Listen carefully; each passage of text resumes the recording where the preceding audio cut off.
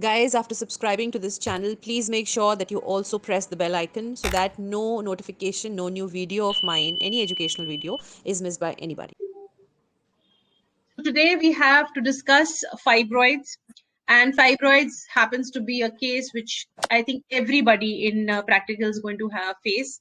So fibroids is a very oft repeated case scenario, and lots of study, lots of work has happened on the fibroids. Tonight, I'll take you through the different aspects of fibroid, one of which we've already discussed in the AUB class before with my students in the revision blitz.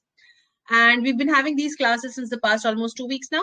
And we've already discussed some very, very important scenarios. Today, in front of everyone, in front of our free live members, we'll be having a class on fibroids because you get a sneak peek into how we manage a case presentation, how beautiful it is constructed, and how I take you, no matter what case you present to me, I take you through all the different challenging scenarios which can be asked in your exam. So this is like a mock exam for all my students who are appearing and standing there in front of me presenting cases. So it's a very healthy, very robust, very extensive, very beautiful environment in which you get to grow a lot right before your exams. Not only that, you get a lot of confidence into speaking, what to speak, articulate and navigate your way through the examiner's questions, how to speak, what to speak, and what to, kind of ditch over. So these things are being taught in the class, and today everyone will get a sneak peek into how to present a case before the examiner, and what better than fibroid we can choose a case. So today I'll invite Priya, who's one of my very favorite students, to speak upon fibroid, and she's presented a nice, she's written on a nice case summary, and I'll not be sticking on to it. All the students in the class, like I always make it a very, very important and strong point, will be the case presenters as well. So Priya is leading the case, but everyone will show their presence in the class by answering the questions. Hopefully everybody knows how to enter into the chat room. All you have to do is click on the pinned message in the main chat, in the main channel, and you can just go in the chat group and can also start answering along with Priya. And that's the vibe I will expect in this class, that she's not alone. She'll be helped by all of you in the presentation. So we start the case discussion with Priya. Priya, just give me a minute. I'll just, make it in such a way that everybody is able to see it properly. Yes, ma'am. Yeah, I'll just make it into PPT so that the font size is big enough for everyone to see.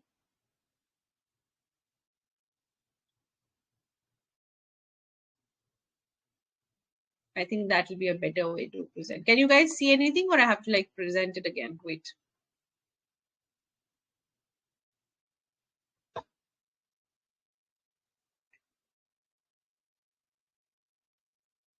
All right, you can still see that. So I'll just stop sharing that and have a look at this now. PowerPoint, yeah. Can you guys see it better now, everyone? Can everyone reach the chat group, everyone? Yeah, please come here and have a look, and just type a couple of messages here where I've written down hi, so that everyone can talk with me during the class. Okay, that's the place I'm expecting you to answer. Priya, you can start the class. Yeah. Good evening, ma'am. Patient details, Mrs. X, a wife of Mr. Y, who is a resident of YZ. Her age is 42 years, and she has studied up to 12th standard, and she's a housewife. And her parity is para 2 live 2. She has had previous 2 normal deliveries, and she's sterilized. And she belongs to class 3 of modified Kupusomic scale, and her LMP is 14th of February. All right. Okay. Okay, she's come with complaint of a heavy menstrual bleeding for the past 6 months, ma'am. Yeah. So in my case scenarios, I usually stop here and ask you a differential diagnosis. Why do I do that? Is because that's what happens all the time, isn't it? A patient comes to you, gives you a history, and your mind starts racing. What are the possible reasons for all, her complaints? And then you start taking her history step by step. That's how I like it. That's how it should be. And that's how your mind should process. Usually the examiners, they ask towards the end when you've examined the patient, when you've taken the history, when you've done everything. But I take your differential diagnosis here. So Mohana and everyone in the class, that means Priyanka, Supriya, Suganya, Namika, everyone, please make sure that you help her out in differential diagnosis. If she gives you 4, you are able to give 10 because you're together so many people, right? So yeah, tell me, Priya, what do you think is the most important thing coming in your mind? Why is she having heavy menstrual bleeding at 42 years of age? Adenomyosis, Adenomyosis. fibroid. Yeah. Okay. In palm coin, ma'am. Exactly. I wanted this word. I wanted this word palm coin because AUB, abnormal uterine bleeding, the first thing that should strike your mind should be a very normal, common mnemonic which we deal with everyday life. That is nothing but a differential diagnosis of any kind of abnormal uterine bleeding, be it heavy menstrual bleeding, intermenstrual bleeding, postcoital spotting, whatever it is. You can still call it palm coin, right? She's having heavy menstrual bleedings the past 6 months. So the first thing that will come into your mind is probably some polyp, adenomyosis, leiomyoma, malignancy, so on and so forth. Yes, that's about it. With this thing in your mind, this history running in your mind, you start with her history. So yeah, go ahead, Priya.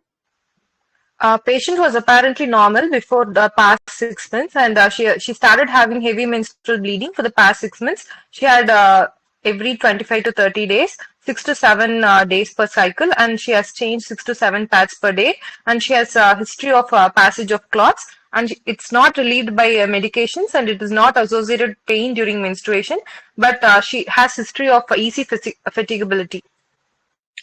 Okay, and she's not relieved on medication. All right. Since it's going to come later, I don't know whether it's going to come or not. I'm just asking you here, when you say not relieved by medication, is she giving you a history of cyclical medication, hormonal medication, or just NSAIDs, over the top, over the counter medication? Over the counter medications, ma'am. So she's not taken any cyclic hormonal treatments. That's important, isn't it? Because that gives you an insight as to that's an alternative still available to us, isn't it? Okay. And she's saying about, I think everything as far as the cycle is concerned is right. You asked her whether it is irregular or not. You asked her whether it is regular. And if it is regular, how long? And one day, how much bleeding is she having? And definitely her quality of life has decreased because she's giving history of fatigability now. And there's no pain associated. That means it's not going towards adenomyosis, endometriosis kinds, right? But there is history of passage of clots for sure. All right. So, and she's about 42 years. All right. Let's go ahead. And now I'll ask you, why is all this history important? So I'll just increase the font size a bit. Can you guys see now? Oh, it's decreasing again. Wait. Okay, this is better.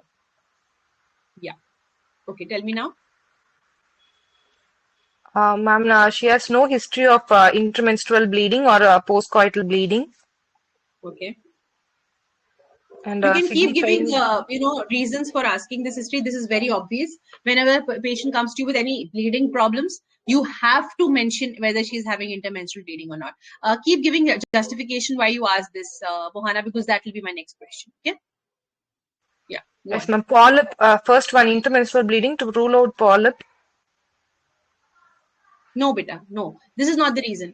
The reason why you're asking history of intermenstrual bleeding is because that's the question to be asked whenever she's having any kind of abnormal uterine bleeding, and heavy menstrual bleeding is a abnormal uterine bleeding. So one of the features of abnormal uterine bleeding is to ask as well. Like, for example, if somebody comes to me with vomiting, okay, I will ask whether you had pain in abdomen or not. That's like a taken. In the same way, if somebody comes to you with heavy menstrual bleeding, you will ask intermenstrual spotting, bleeding, whatever, postcoital bleeding, because you got one characteristic of abnormal uterine bleeding, but you need to be sure whether other characteristics are present or not. She is having heavy menstrual bleeding whenever she has periods, but she's also having intermenstrual spotting, which she's not telling you because probably she's not that bothered about it as she's bothered about the heavy menstrual bleeding. But it's your what do I say, intellect to ask her this thing. So remember, whenever the history of bleeding PV, abnormal bleeding PV, is incomplete till you mention intermenstrual bleeding, that's the reason, not the fact that you want to elucidate polyp. Of course, if she's having intermenstrual bleeding or something, polyp might come into your mind, but saying no history of intermenstrual bleeding is not because you're trying to elucidate polyp. You are asking intermenstrual bleeding because that's a taken to be asked whenever a patient comes to you with abnormal uterine bleeding. That's your answer. Okay? Yes, ma'am. Go ahead. And she has no history of abdomen distension And why or did we ask mass. this? In case of very large uterine fibroids, they can be abdomen distension, or even ovarian masses. The Pathology. patient can. So this negative history could have come towards the end. I'm looking forward to very general history and negative histories right now. More like no history of intermenstrual bleeding, no history of anticoagulants being taken, no history of clotting disorders in family, no history of bowel bladder disorders. That's what I want to hear more about it. Okay, I can give it to you next. No history of mass descending per vaginum, no history of vaginal discharge, no history of dyspareunia, no history of Keep telling me the constipation. reasons, huh? Keep telling me the reasons. Why did you ask? Ma'am, to rule out the local pathologies, we are asking vaginal discharge, dyspareunia, ma'am, Okay, and correct. Go on. mass descending. Then loss of weight or appetite to rule out malignancies, ma'am. Okay, all right. Then history of palpitation, orthopnea, breathlessness, giddiness. We are asking to see whether she's hemodynamically decompensation is present or not because of the heavy menstrual bleeding. Now, see the same thing, Priya. I'll tell you a better way to answer this. Hemodynamic decompensation, very huge word. Okay. Instead of that, you were asking this palpitation, orthopnea, breathlessness to understand the severity of her heaviness of bleeding, isn't it? This is a better answer. Examiner will not raise their eyebrows. They will not ask for further 2 more questions. They will not be, surprised by your answers.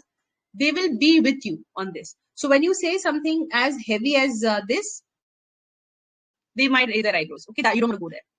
Better answer is to understand the severity of her level of heavy menstrual bleeding. So if she's having only for 6 months, I'm not expecting her to have palpitation and orthopnea, breathlessness. But if she's been having since past 1.5 years and it's increased more now, maybe she's having orthopnea, dyspnea on exertion, so on and so forth. So to understand the severity of the case. Okay.